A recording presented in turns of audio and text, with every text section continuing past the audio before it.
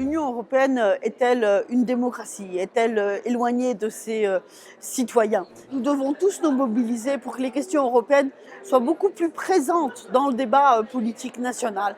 En France, nous allons avoir une occasion presque en or pour en débattre.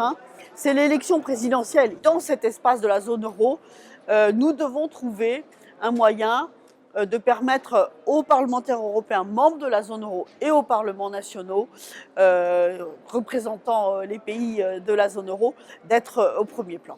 L'Union européenne a un beau passé, mais est aujourd'hui pleine d'interrogations. Pourquoi en sommes-nous là? Je pense qu'il y a deux raisons à cela.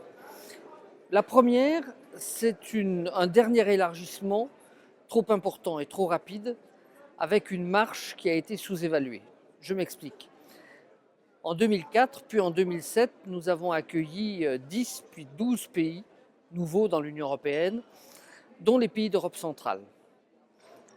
Cet élargissement était une nécessité politique, mais le chiffrage de cet élargissement a été largement sous-estimé.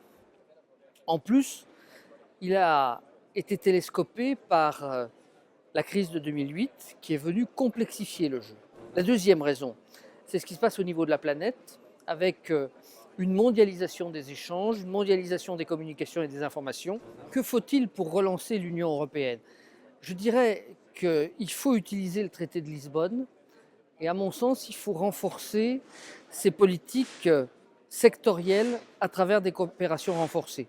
C'est ce que nous avons fait avec l'euro. Peut-être que la solution alternative, c'est effectivement qu'on arrive à avoir, je dirais, une Europe non pas à deux vitesses, parce que ça a un côté un peu péjoratif, mais peut-être à géométrie variable en fonction des thématiques que les États membres souhaitent traiter en commun. Au fond, nous devons maintenant avancer avec un noyau dur, un socle de base autour des pays membres de la zone euro.